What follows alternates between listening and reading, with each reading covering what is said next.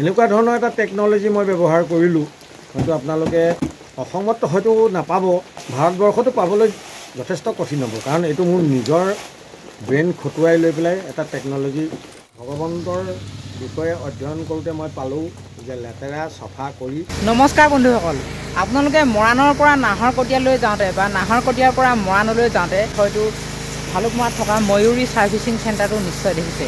নতুনকৈ খোলা হৈছে ময়ূৰী ছাৰ্ভিচিং চেণ্টাৰ। ডিব্ৰুগড় জিলাৰ ৰাজগড় ভালুকমৰা গাঁৱত এটা নতুনকৈ গাড়ী ছাৰ্ভিচিং চেণ্টাৰ খোলা হৈছে আৰু ছাৰ্ভিচিং চেণ্টাৰটোৰ নাম হ'ল ময়ূৰী ছাৰ্ভিচিং চেণ্টাৰ।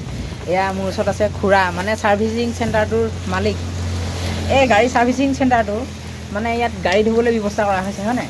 আৰু ছাৰ্ভিচিং চেণ্টাৰ নাম দিছে যে ধুনীয়াকৈ আপুনি কৈ দিয়কচোন ইয়াত কেনেধৰণে মানে গাড়ী ধোৱাৰ ব্যৱস্থা কৰা হৈছে?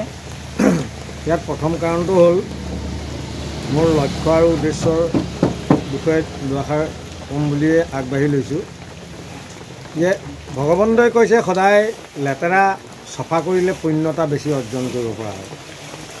যে লেতেৰা চফা কৰা, লেতেৰাৰ পৰা যি লেতেৰা চফা কৰিবা তাৰ পৰা তোমাৰ পুণ্যতা অৰ্জন কৰিব।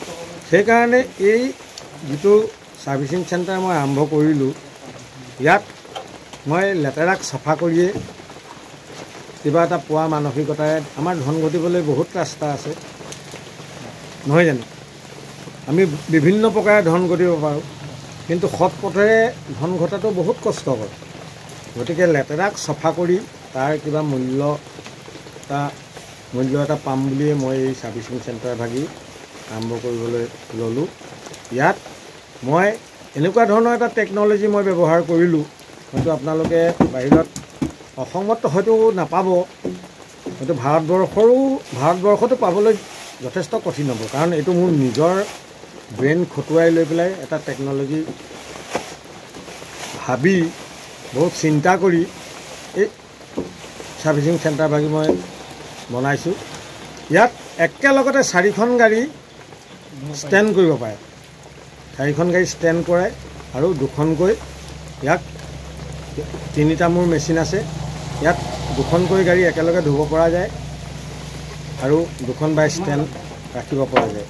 আৰু 4খনো ধুওঁ বুলি ক'লে প্ৰায় এঘণ্টাৰ ভিতৰত 4খন গাড়ী ডেলিভাৰী দি পেলাই মই পঠাব পৰা মোৰ জেনেৰেটৰলৈকে ব্যৱস্থা মই কৰিছোঁ। ভেকুৱাম ক্লিনাৰৰ পৰা আৰম্ভ কৰি ড্ৰাই মেচিনলৈকে এই সম্পূৰ্ণখিনি মই ইয়াত যোগান ৰাখিছোঁ। মোৰ জেনেৰেটৰ আছে, লাইন গ'লে ৰখি থাকিব নালাগে। গতিকে মানুহে যিকোনো এটা কামত একাগ্ৰতাৰে লাগিলে কৰিব নোৱাৰা কাম পৃথিৱীত একোৱেই নাই বুলি মই ভাবিছোঁ। গতিকে মোৰ ক'বলগীয়া ইমানখিনিয়ে আছে।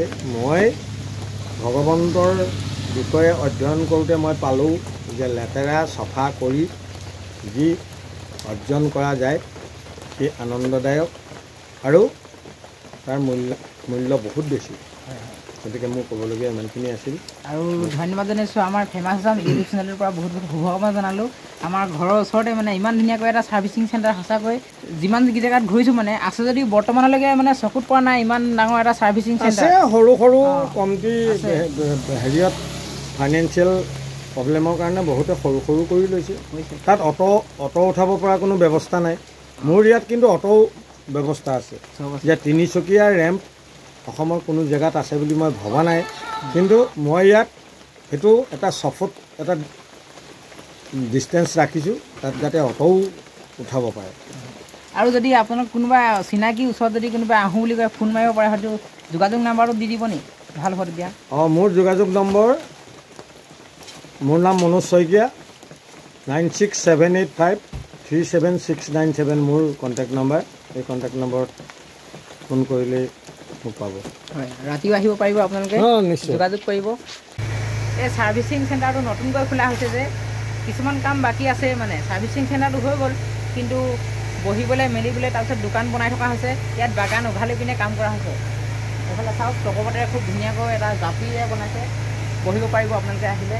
আৰু লাগি আছে মিস্ত্ৰী পায় কাম কৰি আছে যে কেনেকুৱা লাগিছে? ভালেই লাগিছে।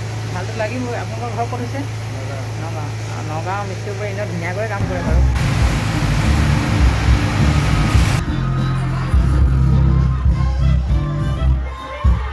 ছাৰ্ভিচিং চেণ্টাৰ এইখন এখন গাড়ী দিবলৈ আনি ৰাখি থোৱা হৈছে। তাৰপিছত মানে পূৰা গাড়ী আহি আছে। অকণমান ওচৰলৈ যাওঁ বোলে। ডাম্পাৰ ধোৱা হৈ গ'লগৈ।